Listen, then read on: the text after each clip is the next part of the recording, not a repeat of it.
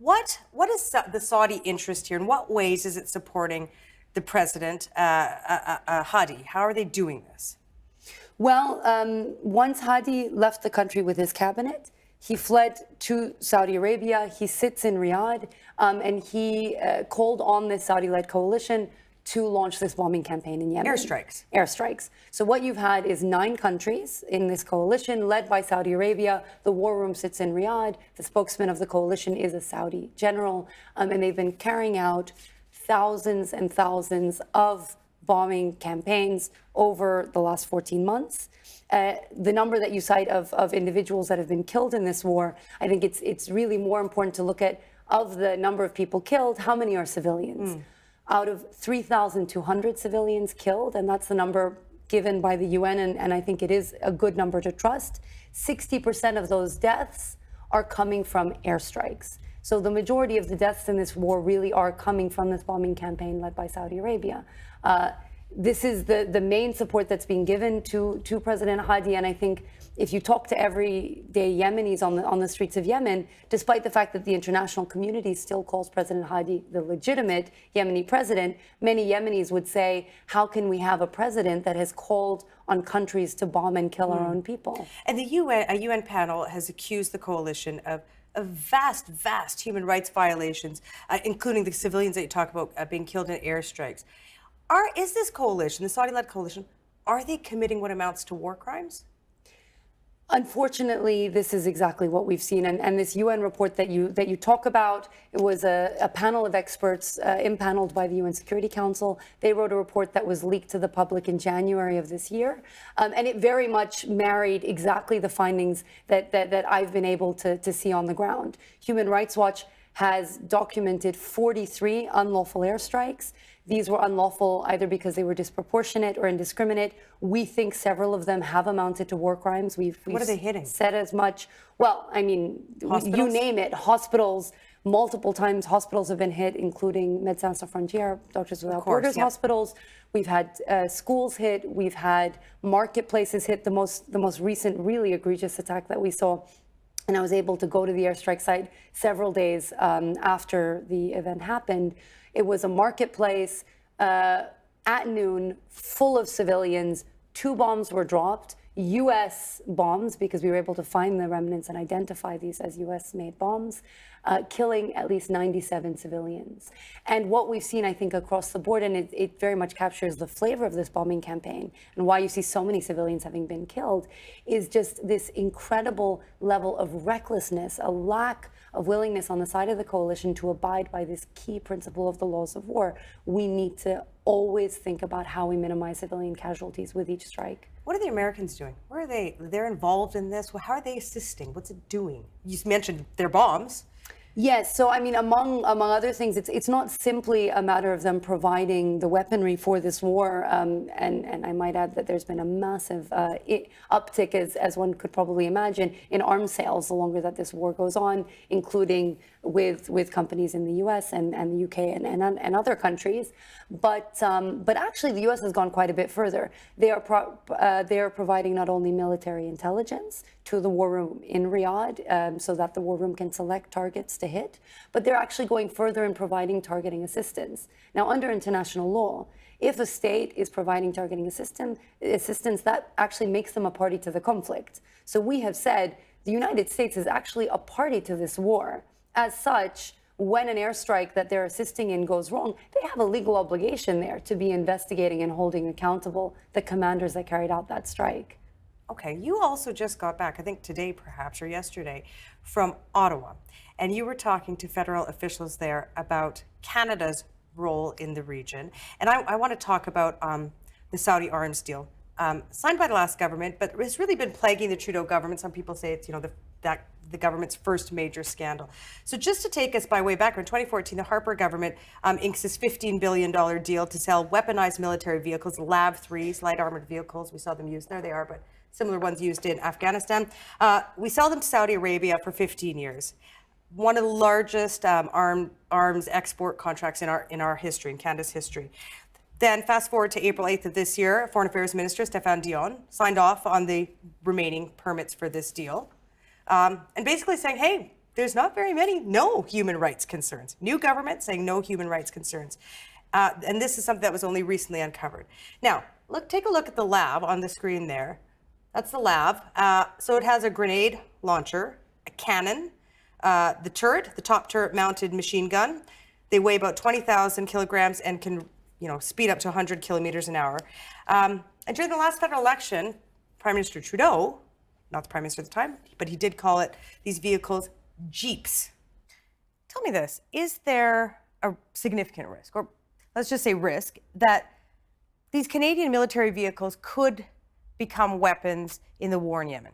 Yes, and here's why. And this is exactly what I was trying to raise in the meetings that I had in Ottawa. So you've had what largely at the beginning of this war has been an aerial campaign on the side of the coalition, but there was a full recognition from the beginning that wars like this cannot be simply won by air strikes, but you need fighting and boots on the ground. And so you did, since the beginning of the war, have very small numbers of troops from different coalition partners in Yemen. But more and more what we've seen happening is a decision on the side of Saudi Arabia, particularly in July of last year, to start empowering, arming a newly reconstituted Yemeni military force. They brought sort of former military officers across the border from Saudi Arabia into southern Yemen. These individuals are being trained under a former military commander, an infamous one in Yemen's history, one that we at Human Rights Watch have been documenting committing abuses for many decades. And under his watch, this newly constituted military force has now been doing incursions back across the border into Yemen against the Houthis. Now, these forces are being trained, but also armed by the Saudis, and they are taking some kind of machinery across the border back with them. They are taking vehicles, they are driving across the border. Now, on my last trip when I was there in March and April, I was actually only a few kilometers from where these incursions were happening. And as I said, I can tell you there are troop movements across the border. These labs? I have no idea if these labs are going to be the ones used by them. I have no idea what type of vehicles they're using at the moment. The point is, as I understand it, the Canadian standard is not that this will happen, it is risk that this might happen. And I think given the troop movements that we're seeing, given the way that Saudi Arabia has behaved in the context of this war so far, I think the risk is high enough that any government should be extremely concerned about a deal like this going through at this point. All right, I want to drill down on some of the things that the Canadian government has said, reasonings for this to go forward.